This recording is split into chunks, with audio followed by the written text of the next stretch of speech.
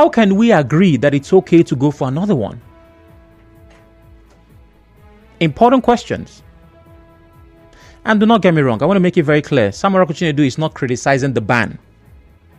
He's asking the rational questions that should come with this kind of directive. The next question is, what about privately funded trips? Because the report says nobody should go on publicly funded trips. That means if you want to travel, make sure the state is not paying. But if a senator now has a cousin that is getting married in Dubai, and he says, you know what, I have to go. This cousin saved my life. If not for him, I will not be a senator. Don't worry, federal government. No, it's my personal money. Will he be allowed to go on this trip within this time frame? I have a friend who's getting married very soon, and I will be there. And I imagine I were a minister, and his wedding fell around this time. What's going to happen? Will I be allowed to go? Because again, this is privately funded. And the big question, which of course has been answered, what happens after the 3 months? Do we go back to status quo? Or is it a ban for life? But well, the report says it's pay as you go. As we go, we see how things play out. 0817923 0002. 0817923 0003. WhatsApp is 080 903 06416. We're live on Facebook and Twitter. That means you can watch as you listen, and more importantly, drop your comments on those platforms. The president has placed a 3-month ban on ministers and other officials from foreign trips. What say you? Please turn off your radio. Good afternoon, Oracle of Nigeria Info. My name is Frank from Owerri. Please let me ask, of what economic benefit has all the foreign trips brought to Nigeria? Enough of all this talk without results. We need Nigeria fixed. Yeah, I'm sure there's something, right? There has to be, which is why these questions must be answered. Frank calls from Owerri. Good afternoon, Frank. Hello, Frank. Good afternoon. From Owerri. I beg your pardon, Emeka. Sorry, not Frank. Emeka. Sorry. Okay. Go ahead. Oh, my mouth, honestly, I support you 100%. Wait. For these people, see, this is for me. This is the conservative approach. This 3 months ban is good, though, but that is not the better solution. Just as we said, I agree with you. Why not 2 individuals? Why must they go in this? Why must they go in this large numbers? Why can't the individual go and represent Nigeria for whatever they are doing here and come home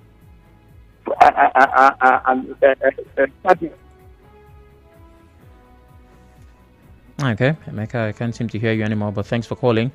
Ida calls from Okoro. Hello, Ida. Yeah, Sam, Oracle.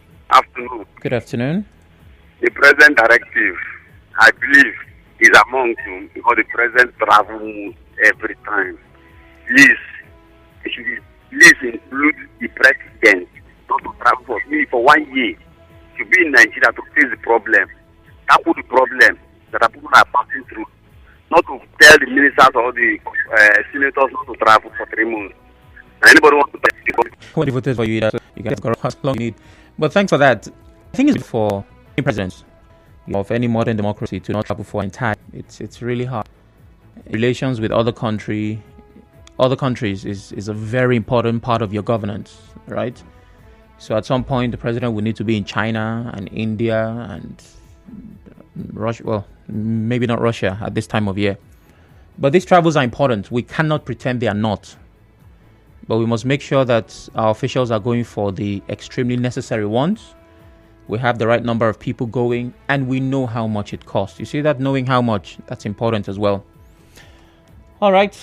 I'm looking to connect with Facebook so I can take comments on those platforms. Muriel calls from Okrika. Good afternoon, Muriel. Thank you, Sam. Good afternoon. Good afternoon. Please go ahead.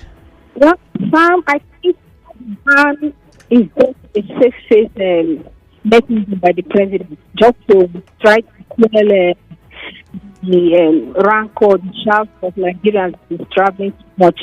It just takes face. It doesn't really add the message. For me, no, I think it's the time that the president even needs to talk them more.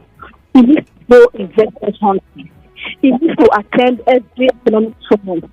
Even the ones they invited and the ones that didn't invite him. He needs to go out more now to lobby for investors. So bring people we invest in but then he wants to sit in his. No, thank you very much. I agree. President should maybe not travel too much, but travel where necessary. But another thing, Muriel, is how well have we treated the existing foreign investors?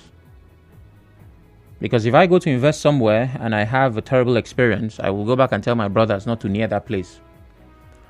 So while we're trying to woo fresh investors, the ones we have, do we have the business environment, the climate to ensure that they are having an amazing time? Because the pool of investors, I don't think it's a very big one, right? They say man no man. This guy who's coming to invest billions of dollars in your economy already knows the one who came 2 years ago. But hey, yes, we do need new investors. Over to WhatsApp. Stephen says, a leader has to lead by example. Why should our leaders keep traveling almost every time? Stephen is asking. Oh, Stephen, I wish I had the answer to that question. Newton Akiri says, good day. President Tinubu placing a 3-month ban on foreign trips for ministers and others. This is nothing but an audio ban. He cites family members who are unelected and always in his itinerary. Shame, Newton Akira says. And Prince Will says, how do we differentiate self-sponsored travel from government-sponsored? That's an important question, my dear. I'm guessing the answer is based on who paid. But how will you and I know who paid? It would not be very easy from this position. But I'm sure it's not impossible to get. Hello, Sam. Accountability is key and vital when it comes to this context. Let us know how much has been spent thus far on trips and how much will be spent when the ban is lifted and how much will be saved if the cut down is effective. The president should take this into consideration. Jerry from Ozoba. I completely agree with you, Jerry. And thanks for sending that. Well, our next story, we go from Abuja to Abia. We were there yesterday. Now we need to go back. Former governors and deputies of Abia State, including Orji Uzor-Kalu, Theodore Orji, and Okezie Ikpeazu, have frowned on the law, stating that none of them had been receiving pensions. Now, the law we're talking about is the abolishing of the ex-governor's pension law of Abia State. Reacting to the Assembly's decision, one of Kalu's aides said, as a former governor of the state, T.A. Orji did not pay him, that's Kalu, a dime as pension. And Okezie Ikpeazu continued in the same manner. Similarly, Theodore Orji's liaison officer Ifeanyi Umere said the ex-governor had not been receiving pension. Throughout, as governor of Abia State for 8 years, T.A. Orji has not received any penny as pension. He said, calling on the State Assembly to come out with any evidence available to them. Similarly, Ikpeazu expressed disgust over the law, describing it as obviously sponsored and mischievously couched to give the false impression that Dr. Ikpeazu is among former governors of the state receiving pension from the state government. So what the former governors of Abia State are saying is that they were owed pensions. They never got a dime. So in view of that, there was no need for the House of Assembly to repeal the Abia State Governors and Deputy Governors Pension Law number 4. There was no need for that because we did not receive shishi. And one of the former governors said it's politically sponsored. Yes, it is. That's the plan. Because it's for the purpose of politics. Now, I know that politically sponsored can have a negative connotation. But it is for the purpose of politics. And politics doesn't always have to be dirty. Many times when people want to analyze things and they say, it's political. It's almost like we relegate political moves for personal interest and nothing more.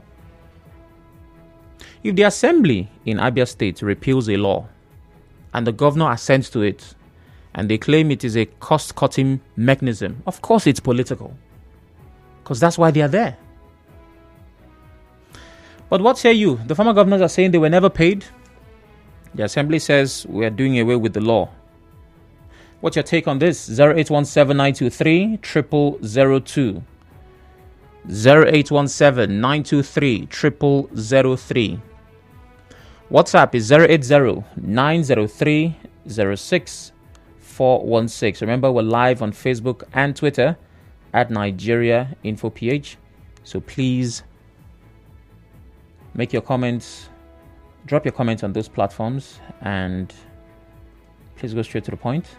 Thank God the ability says only 3-month ban on foreign trips.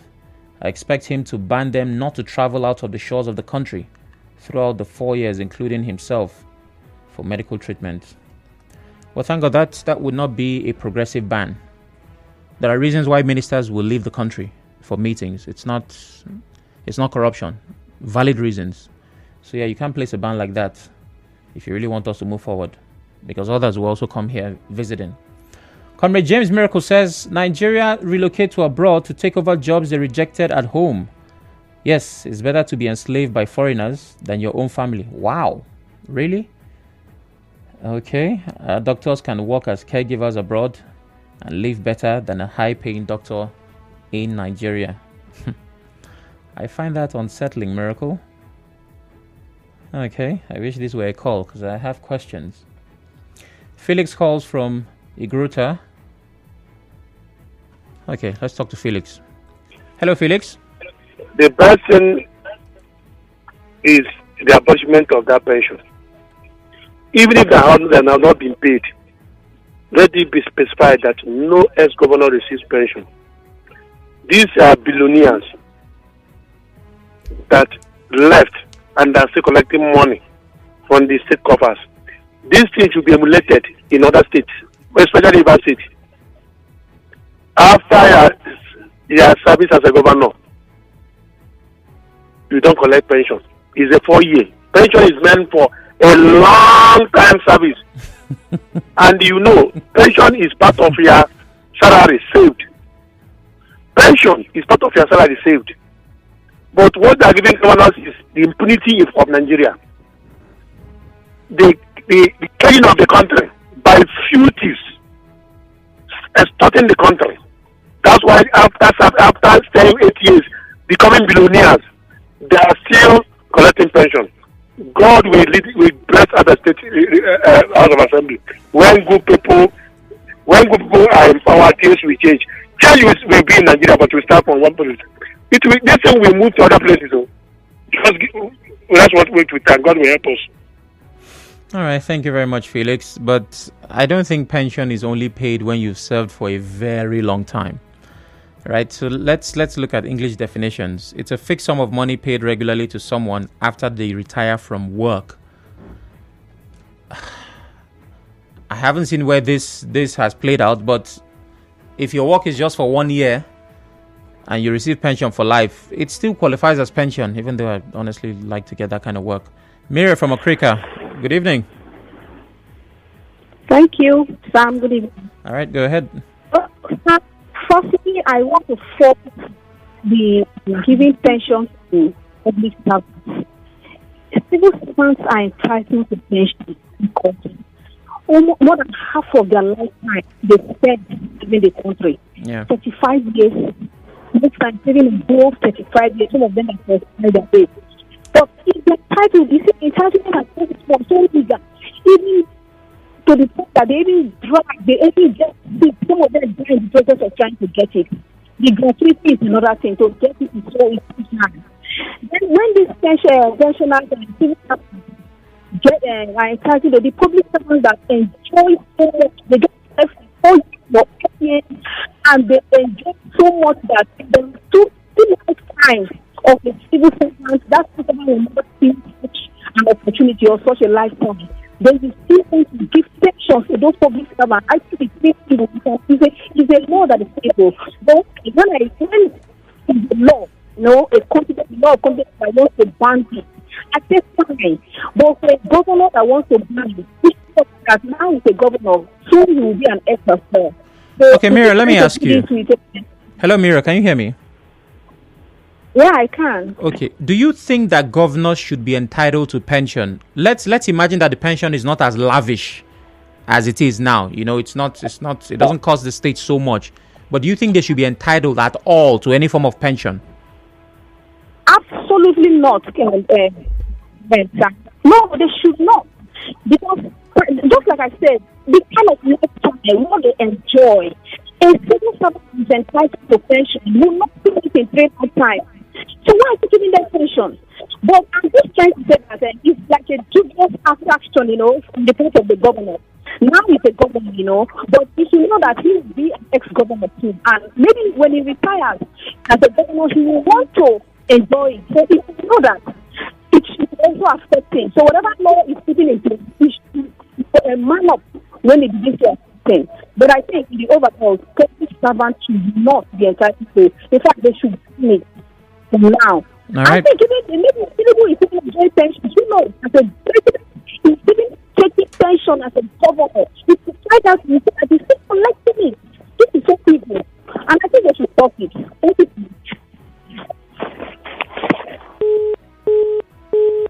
All right. Thank you very much, Muriel. Oh, let's see. I still have comments here. Sam, they should abolish the idea of paying ex-governors pension. We claim they embezzle taxpayers' money. That's right. But above this fact, it should be because the paraphernalia of the office, juicy packages, has placed them above others in the society. Besides, some of them still further their ambition by going for other offices, thereby getting paid from 2 places while the society is suffering from lack. It is totally unacceptable. Hello, Sam. Your question on the costs of the trips is the right question in order. But if you ask me, now who I go ask? Is the president also included on the traveling ban? Our leaders have not proven to be accountable. It is worrisome, Mr. Isoboye. No, the president is not included. I think that the presidency can prove that most of the trips of the president is absolutely necessary. Oh, there's this conference here, there's this summit, there's this visit. Sometimes it's a private visit. It's not even a conference. Sometimes it's the president of Nigeria going to visit the president of another country. So it's just the both of them. And it's not difficult, to come up with reasons why that's an important trip. Right? Or you hear of the relations between Nigeria and China. And so, Nigeria has to go and meet the Chinese guy for them to talk. These meetings are important. They are. Oh, yes, they are. All right, and to the final story and the big stories. It's about the Japa trend. Now, I have shared this sentiment before. I know I've said it to a few people. I've asked questions. Because for the past 3, 4, maybe 5 years, a lot of Nigerians have left the shores of this country seeking greener pastures abroad. And I have wondered about the quality of life that these people live. Yes, if you get a job, if middle class still exists in that country, you're entitled to quality service per se, the amenities, power supply, better security, stable internet, water, gas, and all of that. And people say, I'd like my kids to grow up in an environment, of some form of safety. I don't feel safe in Nigeria. The jobs here are not paying enough. I'm not earning well. The economy is bad. So let me go to the UK, go to the US, go to Canada, go to whatever country would have me and build. Now, I have argued, and it's not in all cases, a lot of people who go to those countries go there to live what I would call average lives. They don't go there to become big men. They only become big men when you convert what they make to Naira. So in other words, they are big men at home and just basic men over there. And there's nothing wrong with that. In fact, some people take jobs that they will not do here. And that's a fact. There's also nothing wrong with that. A lot of Nigerians have said this. I've had this thought. I've even voiced it. There was no problem at all. But when the first lady of the country said the exact same thing, Nigerians were after her. And I'm like, I understand that she's the first lady. But she has not said anything that has not been said before. So why are we up in arms? Well, the First Lady, Remi Tinubu, has criticized Nigerians migrating to the United States, the UK and Canada, among other developed countries, to engage in jobs they've refused to do in Nigeria. Remi Tinubu said Nigerians with their level of education left the country to take up menial jobs such as driving a taxi to make a living at the expense of their dependents they abandon at home. Ex-users reacted differently. One user said, they pay in dollars and pounds. Another say they pay hourly. Let's hear directly from the First Lady. In the times of Jesus, he said the poor you will always have in the land. So, and it's for people who God has blessed to help the poor. But now you don't even know who are poor. If you don't ride a car, they will say they are poor. If you don't have your own home, they say they are poor. Even all those people saying they are going to Japa or they go there, what work are you going to do? Work that you refuse to do at home, where you have loved ones. You end up going to do that. Even with all their education, they're driving cabs, but they won't drive cabs here. So, Yeah, so the question is not whether what she said is true or false, because it is true. But why are Nigerians not comfortable with her saying it? What is wrong with the First Lady saying what we already know or what others have said? And what's your take on her position? 0817923 0002. I have a minute before a break. 0817923 0003. I commend Mr. President for this 3-month ban to public office holders, as the government will save more money, but the problem is that the amount saved will still be looted. Waiko Naka, how do you know this? First of all, we need to know the amount. Michelle Obama says first family, the U.S. and his family in the White House, U.S. President and his family in the White House pay for their own food. But come to Africa, especially Nigeria, and you will see government officials at federal and state levels. Not only would they be allocating billions of naira for food and all manner of entertainment, but they use state funds to organize parties for their girlfriends and extended family members. After the break, we talk. Stay with me.